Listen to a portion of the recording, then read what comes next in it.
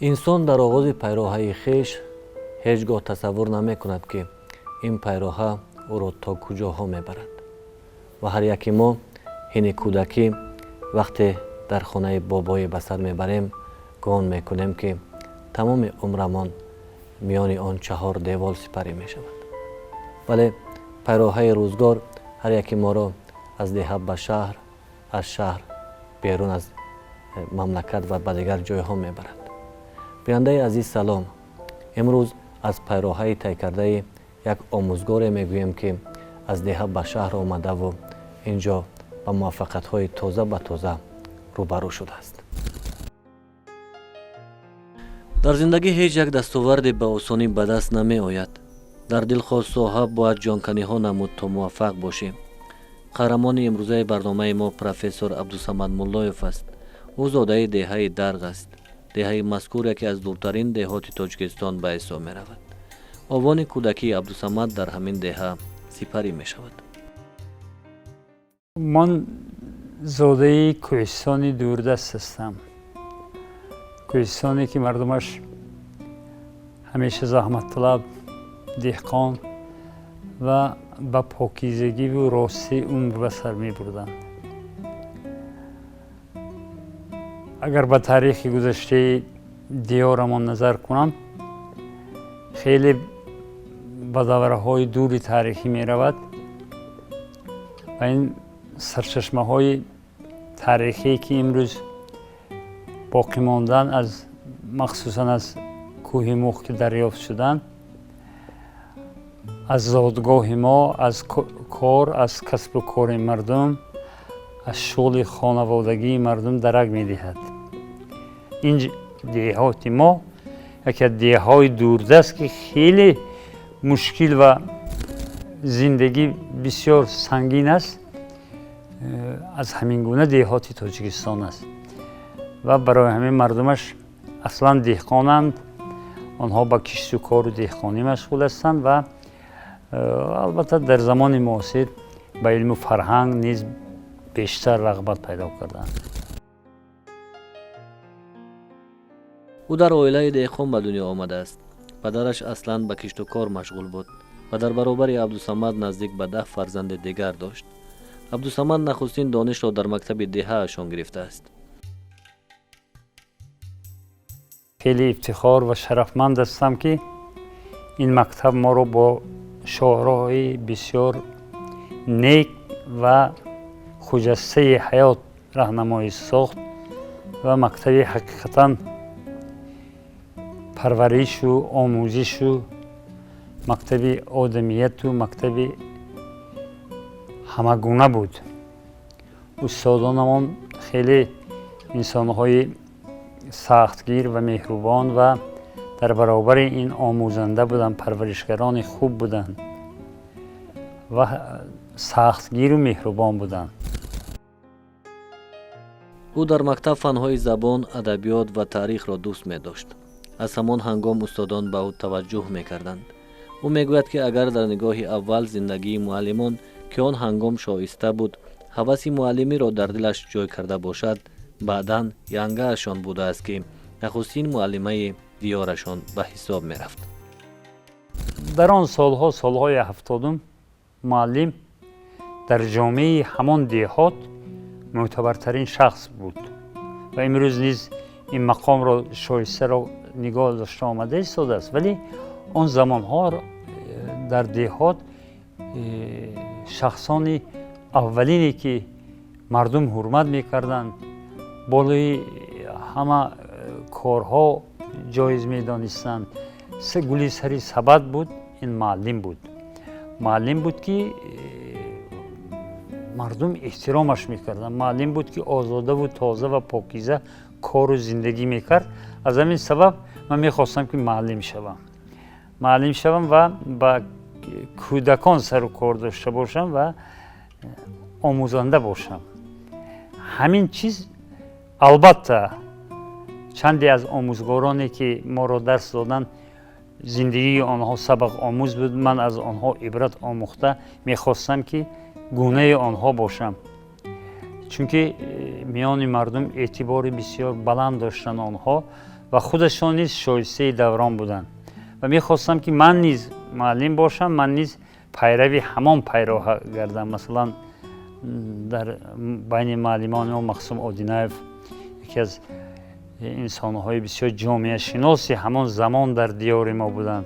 بابا جان ایوبوف بسیار انسانی دانشمند حقیقی زباندان بودند و همین گونه انسان‌ها عبدالوهاب شریف و رسول و چندین نفران دیگری بودند که ما از آنها عبرتی هم روزگار می‌آموختیم، هم می‌خواستیم که چون آنها پیروی آنها در حیات زندگی ایجاد کنیم. برای همین هم از کسب استادان هم سبق آموختم و هم در یک کنج دل من مهر آموزگاری در همان سالها پیدا شده بود. و همسر امکم اولین معلمه همان مکتب بودند و شاید که همین ینگه ما در تربیه همان ده از همه بیشتر معلمه اولین بودند و ما را نیز هدایت به همین راه علم و فرهنگ در خاندان و نظام آموزش و پرورش بیشتر اون کس آی بیبی اشورова یکی از معلمه های اولین ده و ممکن همان منطقه بودند. ما را در خاندان همان کس هدایت به این چیز کردن که امروز از آن خاندان مثلا ما دکتران علم، نامزدهای علم و هممون قریب دارای معلومات عالی و متخصصان هستیم. انتخاب کسب برای عبدالصمد مولایوف آسان نبود. او اولا میخواست که همچون آموزگار در دهه خویش خدمت بکند. زیرا پدرش هرچند به کشاورزی مشغول بود ولی دوست می داشت تا فرزندان دیارش صاحب علم باشند و در کشور نام برارند. آن روزگار برای در شهر خواندن نه همه جوانان امکانیت داشتند. با این خاطر یگان خط کنندگان به شهر می آمدند و دانشجو می شدند. عبدالصمد را به شهر عمکش که یکی از کلانهای دهه بود می آورد و او یاد دارد که چگونه حجتهایش را قبول کرده بودند. یکی از معلمه هایی که امروز همکار هستیم ابراهیم کازاکووا بودند که با لطف و شوخی و حزم حجتهایم را به دانشگاه می سپردم. اون کس به من نیز یک حسن توجه ظاهر کرده، گفتن یک دیهاتی بچه بسیار شوخی آمده است که حتی وی حاضر دانشگاه ندار آمده شوخی های بسیار نمکین می کند و با همین ما اولین قدم ها را با دامن بسیار پربرکت استادان بسیار بزرگمان که در آن زمان شاید که در دانشگاه آموزگاری بزرگترین دانشمندان بودند، مثلا چون خالق میرزازاده، اسمت اللهیف، چون مثلا نعیم بایوف، سیفیوف، احمدوف، دورانوف، میرزایف و دیگران. اینها انسان‌هایی بودند که رسالت اینها با تمام هستی آموزگاری و عالمی بود. دانشگاه آموزگاری تاجیکستان برای عبدالصمد یکی از مکانهای مقدس است که او از آغاز تا به امروز آنجا فعالیت کرده است. سالهای دانشجویی برایش دانشمندان مشهور تاجیک درس گفتند و او امکان پیدا کرده است تا گاه در صحبت آنها نشیند و بهره بردارد. هیچ از خاطرم نمیرد مثلا درس‌های استاد میرزازاده، سیفیوف، احمدوف، نعیم بایوف که تا امروز گویا همسفر زندگی من هستند و همیشه هدایتگری کار و پیکار امروز نیز می باشند، گویا که همیشه با من هستند آنها و همین گونه استادان بودند که شاید که ما یک ذره یک چیز یک کوچکترین چیزهای دستاوردهای به دست آوردیم از هدایت همین گونه استادان. بعد از ختم دانشگاه عبدالصمد با پیشنهاد استادان حجتهایش را به بخش اسپرانتورا می سپارد و راه علم را انتخاب می کند.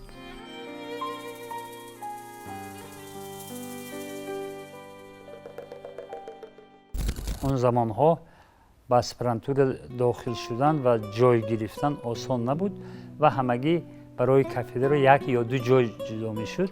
برای همین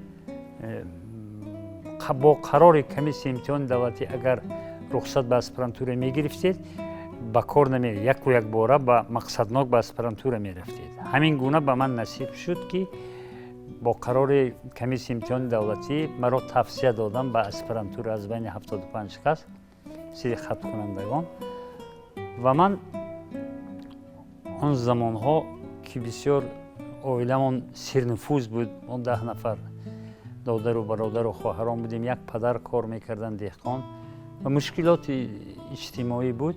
من خواستم که هم کار کنم و هم تحصیل کنم و مرا هدایت کردن استادان که در همین شهر مانم، در دانشگاه مانم، دور نروم و به کار علم بیشتر مشغول شدم. بدان در شهر ماندم.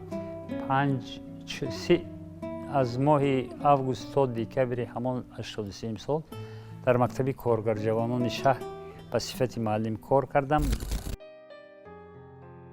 عبدالصمد سالهای اول کاری درک میکند که زبان روسی را بلد نیست و برای فعالیت بعدینه این زبان برایش لازم می آید.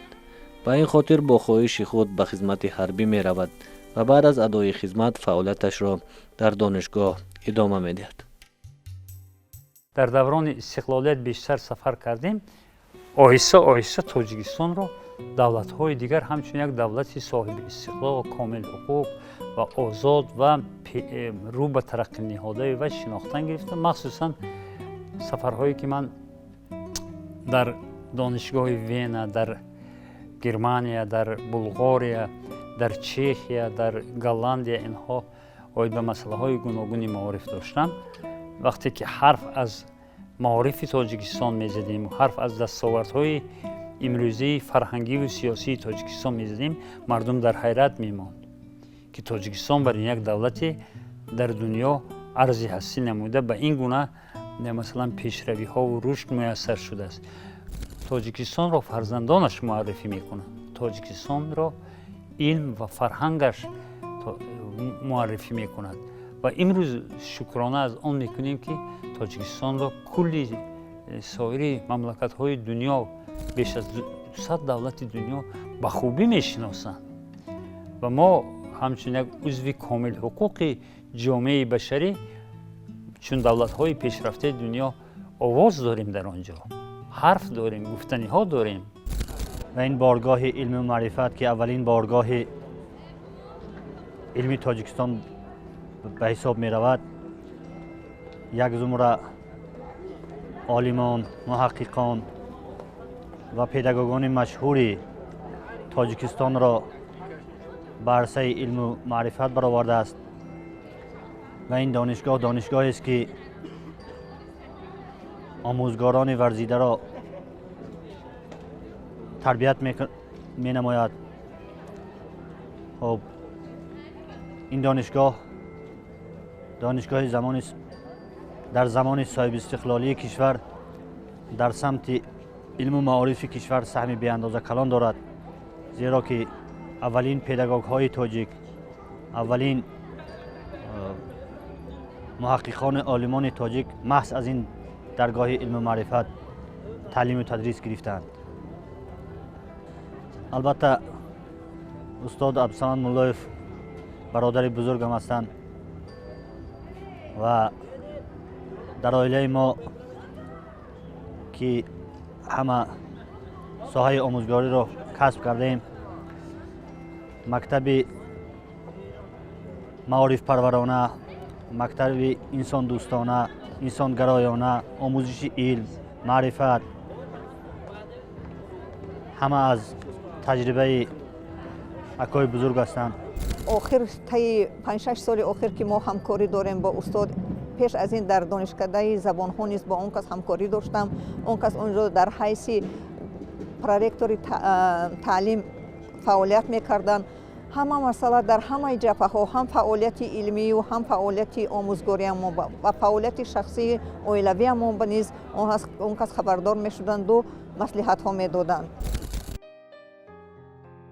او میگوید که کتابخانه ملی تاجیکستان بهترین مکان است که جوانان امروزه را نصیب گردیده است، зеро барои навиштани рисолаи илмӣ ҳафтаҳо дар китобхонаҳои дигар кишварҳо машғул шудаву адабиёт ҷустааст. шукрона азом мекунам ки мо соҳиби давлат шудем ва китобхонаи бисёр зебое бунёд карданд ва ин китобхона барои таъмини фазои фарҳангиву иттилоотиву илмии мо хеле нақши мондагор дорад. дар замоне ки мо дар аспирантура солҳои 80 таҳсил мекардем, ман барои масъалаҳои илмии асри 18 ва 19 ба китобхонаҳои Салтиков Ширини Ленинград ва Москваи шаҳри Ленинград моҳҳо нишаста сарчашмаҳоро ҷӯё мешудам. маҳз аз ҳамин китобхонаи Салтиков Ширини Ленинград аз ошёнаи сеюм хотирам наравад, ҳуҷҷатҳои хати мӯро пайдо кард, кӯҳи мӯро пайдо карда ва дар чӯбдастаи бел мактуби Деваштиҷро ба номи як нафаре ки галабон будааст дар ҳамон деҳоти мо ва дар он ҷо зиндагиву кору ҳунармандӣ будааст, мактуби Деваштиҷ ба номи ҳавай ба Дарғиён аст, ки имрӯз дар Эрмитаж вай маҳфуз аст. дар се мактубе ки дастхати вай қадимтарин нусхаҳои дар чӯбдастаи бел дар чӯб навишта шудааст. ин чизро ман вақте ки пайдо карда дар ҳамон китобхонаи Салтиков Ширин меомӯхтам, аз дидагонам ашки шодӣ мерехт ки ин гуна масалан академикҳои бузурги чун Фрейману Левшису дигарҳо ба ин таърихи гузаштаи мо шавқу ҳавасу рағбат пайдо карда ин ёдгориҳоро масалан мерос мондан ва имрӯз вай дар он ҷо нигоҳ дошта мешавад. ва агар ба таърихи он нигарем, агар соли 719 сол будааст ки он мактуб навишта шудааст ва гузаштаи таърихии худро аз китобхонаҳо, аз сарчашмаҳо, аз дастхатҳо омӯхтан, онро ёдгор ба имрӯз гузоштан, ин бисёр амали хайр ва кори пурсавоб аст. واقعا پروردگان دانشگاه آموزگاری در پیشرفت جمهوری خاصه در ساحه متد تعلیم کارهای زیادی کردند. یکی از ختم کردگان دانشگاه آموزگاری تاجیکستان دوست من عبدالصمد ملا می باشد که در این عمر 60 ساله‌اش خیلی کارهای زیادی ماندگار انجام داده است، از جمله در ساحه تعلیم و تربیت. عبدالصمد پیش از همه آموزگار است و عمرش را در آموزگاری صرف کرده است و وابسته به شیوه تحقیقش، روی تحقیقش هم ادبیات را کار کرده است و هم متدیک تعلیمی ادبیات را کار کرده است. واقعا فعالیت علمی عبدالصمد ملا را اگر نظر کنیم، اگر از یک طرف تحقیق ادبیات عصر 19 خاصه احمد دانش باشد که وابسته به کار دکتریش و دیگر از آن که بیواسطه به کار معلمی شغل ورزیده است، متدیک تعلیمی ادبیات نوشته است و همچنین مقاله‌های زیادی دایر به چگونگی تعلیم و تربیت و علل خصوص متدیک تعلیمی ادبیات مقاله زیادی نوشته است که این مقاله او امکان می‌دهد در پیشرفت صفتی تحصیل تاجیکستان تأثیر باسازایی گذاشته باشد. اون کس نه تنها عالمی زبردست هستند، همچون انسانی بسیار به درجه اعلاش محترم، انسانی خاکسار، انسانی زمینی هستند. برای هر یک فرد ما، برای هر یک دانشجو، برای هر یک آموزگار منفعت خود را دریغ نمی‌دارند، کمک خود را دریغ نمی‌دارند. ما از اون کس منت داریم. این فعالیت در وظیفه‌های گوناگون به اکثر کشورهای دور و نزدیک سفر نموده و معارف و علم تاجیکستان را معرفی کرده است. بیش از 30 کتاب و متدهای علمی انشا نموده و نزدیک به 200 مقاله علمی که در رشد معارف و علم تاجیک روانه شدند. امروز عبدالصمد ملایف بر آن نظر است که بیشتر شدن دانش‌های کامپیوتری جوانان را از خواندن کتاب دور کرده است و این البته به نفع جامعه نیست. پیشنهاد گردیدن آزمون جمهوری فروغ صبحی دانایی کتاب است توانسته است تا قسمت از جوانان را سر کتاب برگرداند. در برابر اینقدر مثلا پیشروی‌ها، اطلاعات، اخبارات، واسطه‌های تکنیکی بر ضرر ظرفیتی همین مفکوره جوانان ما جامعه ما بسیار تاثیر منفی گذاشتند. هر گونه خبرها، هر گونه اخبارات ها، هر گونه معلومات که گاه واقعیت دارد گاه ندارد با تفکر جوانان تاثیر بسیار زیانی بد رسانیده است. ولی کتاب عصرهای از هزاران سالها کتاب همیشه راهنما و سرچشمه فیضبخش زندگی انسان ها بود و میماند. ما یک آزمون بسیار پربرکت و ماندگاری که با ابتکار پرزیدنت فروغ صبحیدانایی تشکیل شد، خیریت که یک قسمی کمی جامعه ما را مبتلا به کتابخانه آورد و همه باید کتاب خواند. کتاب باید سرچشمه هم علم، هم دانش، هم حیات، هم زندگی باید باشد. کتاب همسفر همیشگی انسان ها باید قرار گیرد و بعد تامین پیشرفت جامعه ما، علم، معارف و دیگر ساحه های حیات اجتماعی به دست می آید. عبدالصمد مولایف دکتر علم فیلولوژیا، پروفسور اکادمیک اکادمیای بین‌المللی مکتب‌های عالی روسیه است و سهمش در رشد علم در زمان استقلالیت کلان است. او میگوید که بهترین امکانیت برایش در همین ساحه به دست آمده است و خوشبخت است که توانسته است در رشد علم تاجیک سهم بگیرد. گرچند مشکل باشد، شرفمندترین عملی که برای انسان ماندگار است این علم است. بزرگترین دولتی که برای انسان یادگار میماند، حاصل میدهد، این علم است. از علم بزرگتر دارایی برای انسان دیده نمی شود.